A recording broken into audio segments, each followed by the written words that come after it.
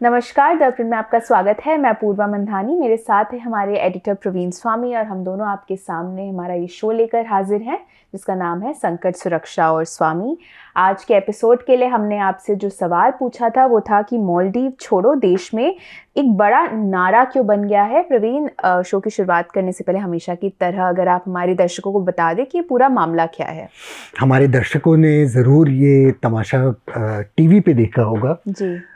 बड़े सारे film star और एलीट लोग जो इस वक्त मालदीव्स में अपनी छुट्टी काटते हैं वो इस साल अपने टिकट कैंसिल कर रहे हैं क्योंकि 3 मालदीव्स के डिप्यूटी मिनिस्टर्स ने प्राइम मिनिस्टर नरेंद्र मोदी के लक्षद्वीप के छुट्टी के बाद कुछ बहुत ही वाहियात और पर्सनल कमेंट पास किए। इंडियंस के बारे में भी कुछ बातें बोली जो शोभा नहीं देती किसी को भी, चाहे वो मिनिस्टर हो या नहीं।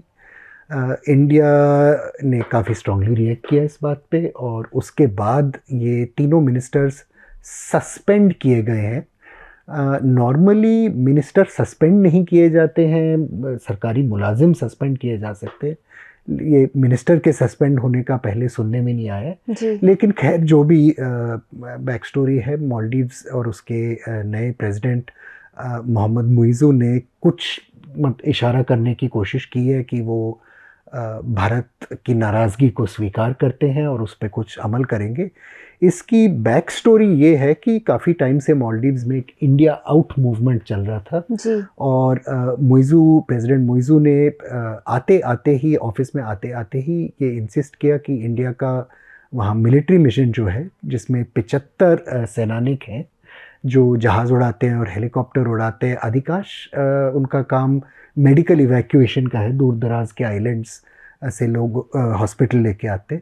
उनका डिमांड था कि ये वापस भेजे जाए और ये वापस भेज दिए गए हैं। एक joint India Maldives hydrographic mission भी कैंसिल हुआ है और मालदीव्स में जो प्रेसिडेंट मुइज़ू के सपोर्टर हैं उनका कहना है कि ये उनकी आत्मनिर्भरता और राष्ट्रीय स्वयं शक्ति के लिए बहुत ज़रूरी है।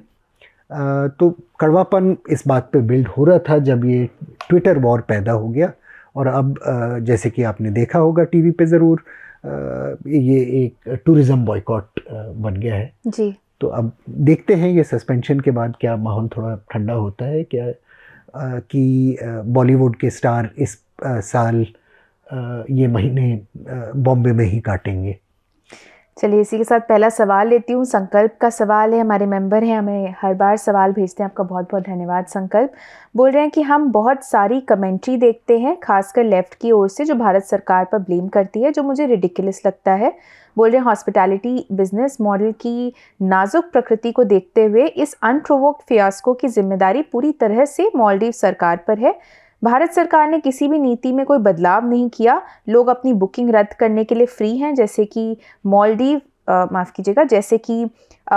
सरकार भारतीय वॉइड को भरने के लिए चीनी सहायता लेने के लिए स्वतंत्र है। पड़ोस में बढ़ता चीनी प्रभाव शायद बुरा है, लेकिन हमारे कई छोटे पड़ोसी भारत चीन झगड़े का इस्तेमाल अपने फ़ायदे के लिए कर रहे हैं, जो कि इससे भी ज़्यादा बुरा है, बदतर है। बोल रहे हैं मेरी ये राय नहीं है कि हम अपने पड़ोस के लिए जेनरस बिग ब्रदर रहे हैं। इनफैक्ट इंदिरा गांधी की नीतियां दादागिरी और थोपने वाली थी, लेकिन मेरी ये भी राय नहीं है कि हमें किसी को भी ब्लैकमेल करने और हमें चीन की धमकी देने की इजाज़त देनी चाहिए।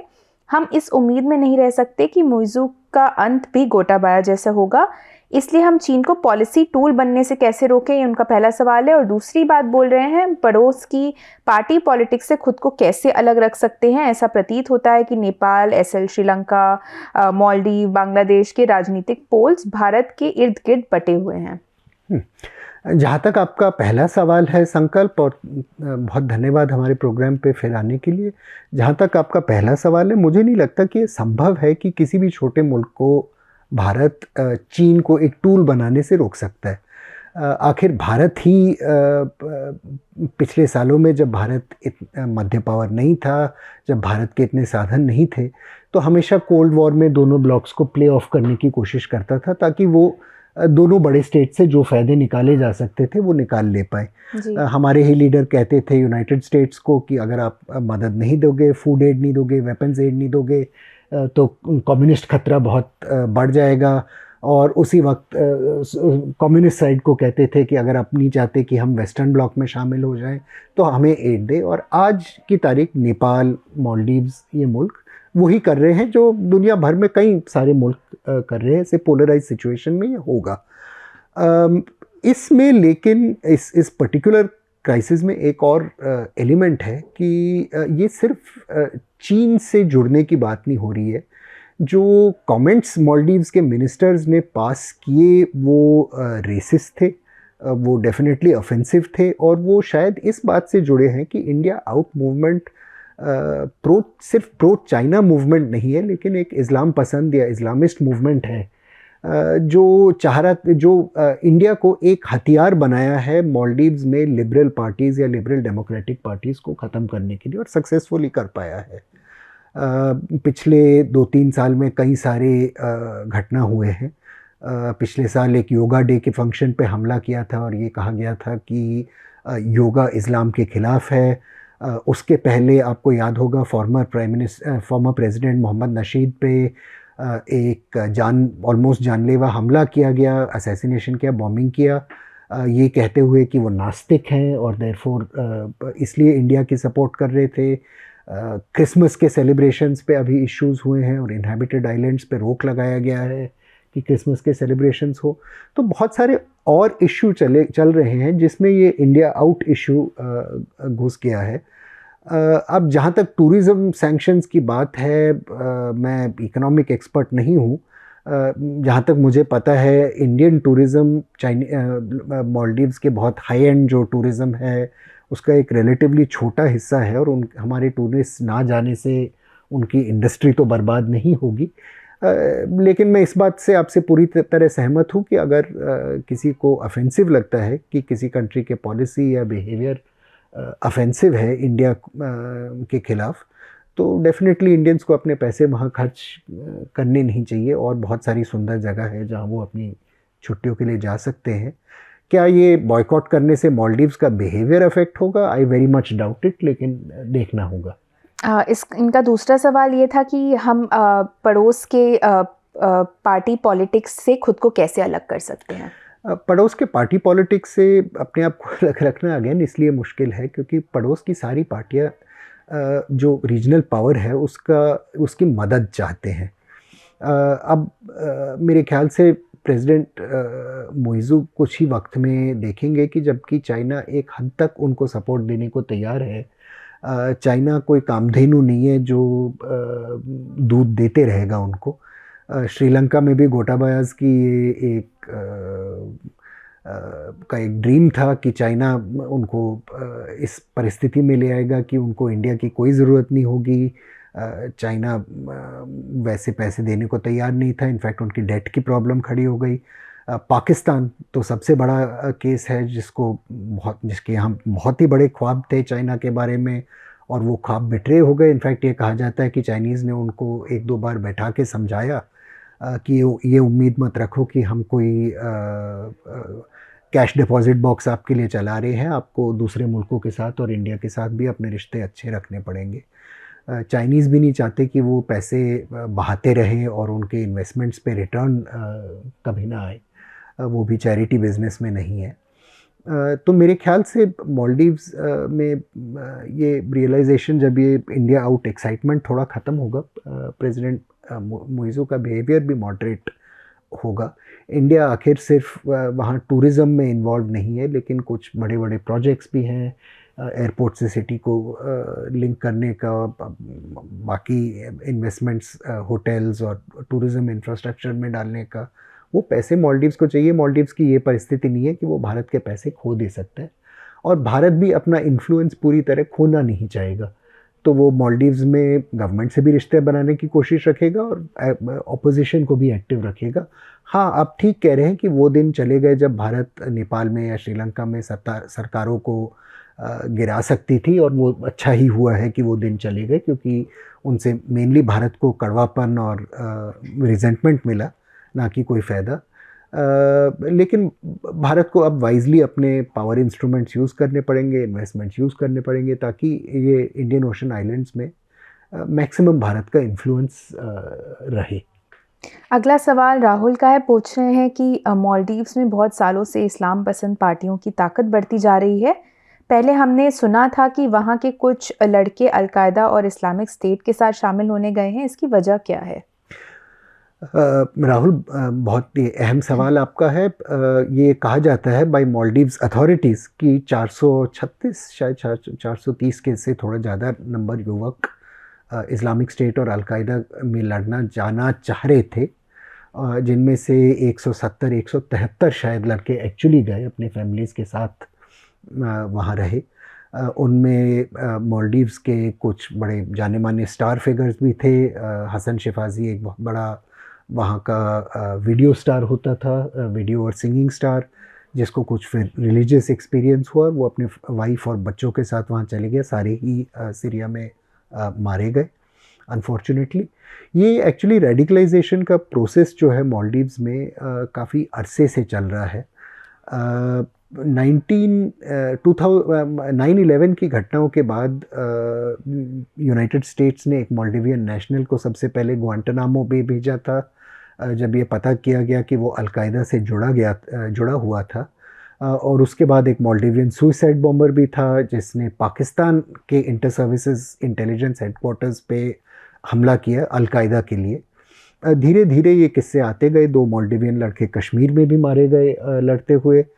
और इसकी वजह ये थी कि मालदीव्स में 9/11 के कुछ वर्ष पहले से जो इस्लाम पसंद या इस्लामिस्ट प्रीचर्स जो थे, वो काफ़ी एक्टिव हो गए। अब ये समझने के लिए हमें ये समझना पड़ेगा कि मालदीव्स में बहुत अथॉरिटेरियन गवर्नमेंट्स थी लगातार 1950 से, जब ब्रिटिश वहाँ से प्रोटेक्टरेट स्टेट से हटे। 1950 से पहले सल्तनत रही, फिर 2 प्रेसिडेंसी रही, और दूसरी जो प्रेसिडेंसी थी प्रेसिडेंट अब्दुल ममून गयूम की, उसने इस्लाम का बहुत इस्तेमाल किया अपनी लेजिटिमेसी बनाने के लिए। गयूम साहब इजिप्ट में एक ट्रेन रिलीजियस स्कॉलर थे, उनके बहुत सारे मिडल ईस्टर्न इन्फ्लुएंस थे, और वो मालदीव्स में एक कॉन्स्टिट्यूशन और लॉज लाए जो सऊदी अरेबिया स्टाइल के थे कि अडल्ट्री, अपोस्टेसी ऐसे क्राइम्स के लिए कैपिटल पनिशमेंट था, चोरों के हाथ काटने की सज़ा वहाँ इम्प्लीमेंट की। और उनको अपोज करने के लिए, क्योंकि कोई डेमोक्रेसी नहीं थी, इलेक्शंस नहीं थे, इस्लामिस्ट ये कहने लगे कि देखो आप इस्लाम की बात तो कर रहे हैं, लेकिन रिजॉर्ट आइलैंड्स पे फॉरेनर्स को शराब पीने दे रहे हैं, बीचों पे नंगा लेटने दे रहे हैं, तो आप हिपोक्रेट हैं। और रिलीजन एक कंटेस्टेड ग्राउंड बन गया। 9/11 के बाद ये बहुत ज़्यादा बढ़ गया, और इसलिए भी बढ़ा क्योंकि एक युवक पीढ़ी, मालदीव्स हमें समझना चाहिए एक अपर मिडिल इनकम कंट्री है, काफ़ी वेल ऑफ है, लेकिन वो युवक पीढ़ी वहाँ की जो थी वो ना टूरिज़्म में काम कर सकते थे, क्योंकि वहाँ आइलैंड्स में शराब था और ये ऐसी प्रैक्टिसेस थी जो गवर्नमेंट अपने युवकों को एक्सपोज नहीं करना चाह रही थी रिमोट आइलैंड्स पे। और दूसरी बात है, लड़के जो पढ़ लिख गए थे वो नहीं चाहते थे कि अपने पेरेंट्स जैसे वो फिशिंग इंडस्ट्री में फंसे रहे। तो माले शहर में ख़ासतौर से एक बहुत बड़ा बेरोज़गार युवक तबका पैदा हुआ, जो ड्रग्स, गैंग्स, ऐसी बातों में इन्वॉल्व हुआ। जब ये लड़के जेल भेजे गए तो जेल में जो ये रिलीजियस क्लेरिक्स थे उनके साथ इनका तालमेल हुआ। रिलीजियस क्लेरिक्स ने उनको, जैसे कि फ्रांस में हुआ या जर्मनी में हुआ, कन्विंस किया कि अगर आप अपने पुराने पाप धो लेना चाहते हो तो आपको जिहाद में लड़ना चाहिए, अल्लाह के रास्ते में लड़ना चाहिए। और वहाँ से रेडिकलाइजेशन का प्रोसेस बहुत तेज़ी से आगे बढ़ते रहा और बढ़ रहा है। अगला सवाल शिल्पा का, आपने अभी मेंशन किया कि मालदीव्स एक अपर मिडिल इनकम कंट्री है। वो बोल रही हैं कि मालदीव्स, पहले उनका सवाल भी इसी से शुरू हो रहा है, बोल रही मालदीव्स एक अपर मिडिल इनकम इकोनॉमी है, पर कैपिटा भारत के हिसाब से वहाँ के लोग काफ़ी वेल ऑफ हैं। ये देखते हुए भारत उनको मदद क्यों करती है? हाँ, ये इंटरेस्टिंग सवाल है। मदद जो जैसे अफ़गानिस्तान को देते हैं या दूसरे मुल्कों को देते हैं, जनरली जस्टिफाई करते हैं कि ये बहुत गरीब मुल्क हैं और हमारी ज़िम्मेदारी, हमारी फ़र्ज़ बनती है कि जैसे हमारे गुर्बत के दिनों में जैसे बाहर के मुल्कों ने हमारी मदद की, वैसे हमें अपने नेबरहुड में गरीब मुल्कों को, गरीब लोगों को मदद करनी चाहिए। अब मालदीव्स एज यू से थोड़ी बात वहाँ अलग है, क्योंकि वो अपर मिडिल इनकम कंट्री है। पर कैपिटा बेसिस पे वहाँ के लोग पर कैपिटा बेसिस पे इंडियन से काफ़ी ज़्यादा वेल ऑफ है। मेनली फिशरीज़ और टूरिज़म के इनकम से, अप मार्केट टूरिज़म के इनकम से। अगर आप मालदीव्स में जाएंगे तो देखेंगे कि वहाँ के ऐसे रिजॉर्ट्स हैं जिसमें हज़ारों डॉलर दिन का रेंट रहता है, जहाँ लोकल लोग या इंडियंस भी बहुत कम जाते हैं। लेकिन उनके रेवेन्यूज सारे स्टेट के कॉफर्स में जाते हैं, ये आइलैंड्स ही लीज पे दिए हुए हैं। भारत की मदद देने के लिए 2-3 वजह हैं। एक तो इस इंडियन ओशन रीजन में स्टेबिलिटी रखना भारत के लिए बहुत महत्वपूर्ण है। अब ये इमेजिन करिए कि ये जिहाद पसंद तंजीमें कुछ आइलैंड्स पे कब्ज़ा कर लें, या उन आइलैंड्स को भारत पे हमला करने के लिए स्टेजिंग बेस बने, या लश्कर तैयबा उन कुछ दूर दराज के आइलैंड्स जिन पे नज़र भी रखना मुश्किल है उनको इस्तेमाल करने लगे, तो ऑब्वियसली भारत के फ़ायदे की बात नहीं होगी। और भारत चाहता है कि वहाँ एक स्टेबल प्रेजेंस रहे और एक फ्रेंडली गवर्नमेंट रहे जो भारत के सिक्योरिटी कंसर्न्स को एड्रेस करेगा। दूसरी बात है कि भारत ऑब्वियसली नहीं चाहता कि चीन की सिक्योरिटी प्रेजेंस वहाँ बढ़ते रहे, क्योंकि चीन इस वक्त कोशिश कर रहा है कि इंडियन ओशन में, वेस्टर्न इंडियन ओशन में, जो इंडिया हमेशा अपना बैक गार्डन समझता था, कि उसमें भी अपनी इन्फ्लुएंस बढ़ाए, धीरे धीरे अपने आप को यूनाइटेड स्टेट्स नेवल प्रेजेंस का मुकाबला करने की हालत में लाए। और भारत नेचुरली उस पर रोक लगाना चाहेगा, जैसे उसने रोक लगाया। और तीसरी बात है कि मालदीव्स और भारत का एक बहुत पुराना पीपल टू पीपल रिश्ता रहा है।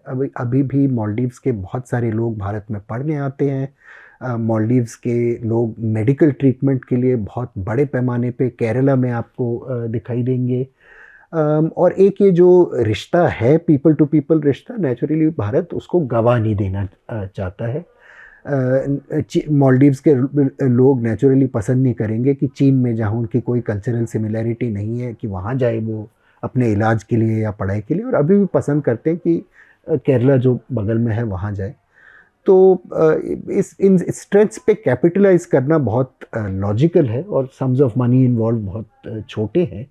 तो मेरे ख्याल से भारत की ये वाइज पॉलिसी रही है, जबकि मालदीव्स नेचुरली, जैसे आप कह रहे हैं, काफ़ी एफ्लुएंट एक सोसाइटी है। अगला सवाल कनिष्क का है, पूछ रहे हैं कि क्या भारत और चीन वाकई मालदीव्स में नेवल बेस बनाना चाहते हैं? कहना तो बहुत मुश्किल है।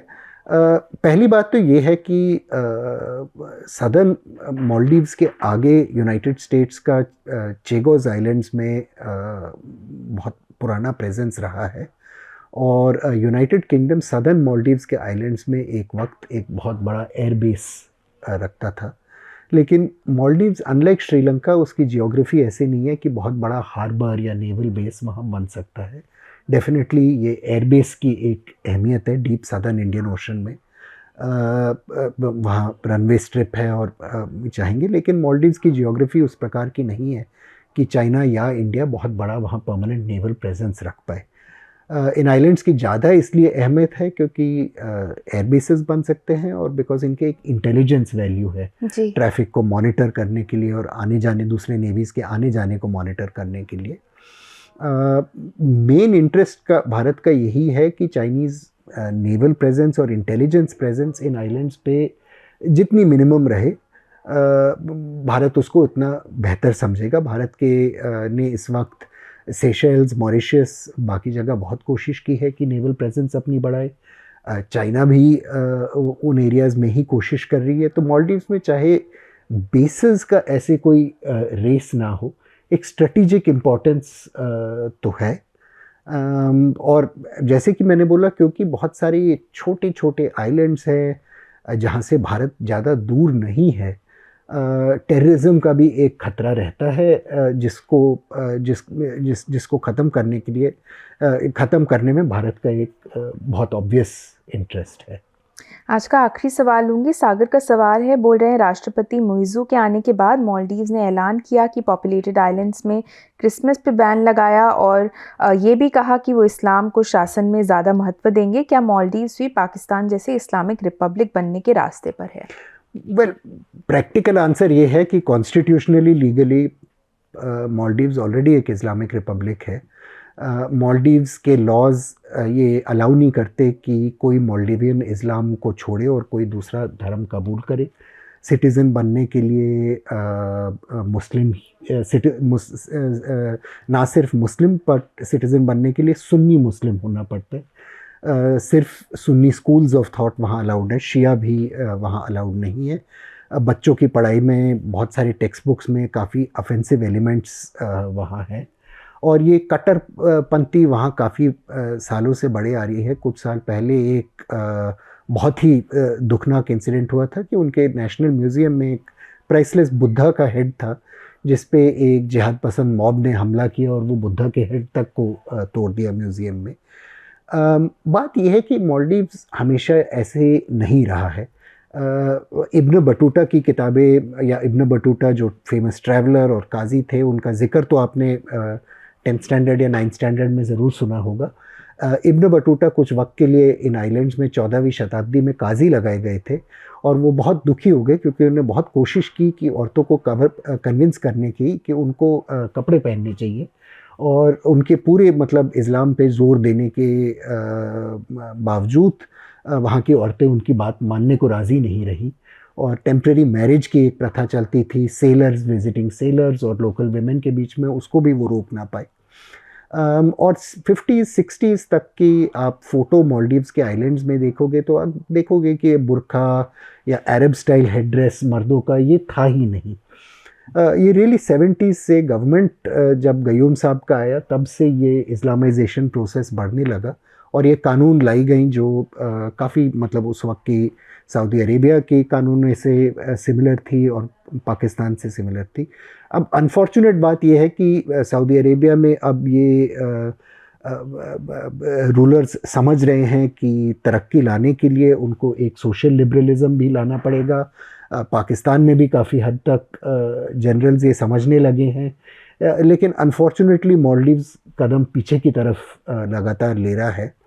और इसके ये इंडिया आउट मूवमेंट के इंडिया पे तो क्या इम्पैक्ट होगा 75 सैनानिक वहाँ से हटाने से या 2 जहाज़ हटाने से, लेकिन मालदीव्स में ज़रूर असर रहेगा। पिछले सालों में बहुत सारे liberal writer, political figure, activist assassinate हुए हैं, धमकाए गए हैं, कुछ लोगों को देश छोड़ के भागना पड़ा है दूसरी जगह। तो डेफिनेटली वहाँ के कल्चर और मिलियू पे बहुत एक नेगेटिव असर पड़ेगा, और मेरे ख्याल से भारतीयों को इस पे भी सोचना चाहिए कि अपने ही नेबरहुड में ये मूवमेंट क्यों इतना पावरफुल हो पाया है, और भारतीय गवर्नमेंट और सिविल सोसाइटी क्या कर सकती है अपने सपोर्टर्स को, अपने फ्रेंड्स को मालदीव्स में समर्थन देने के लिए।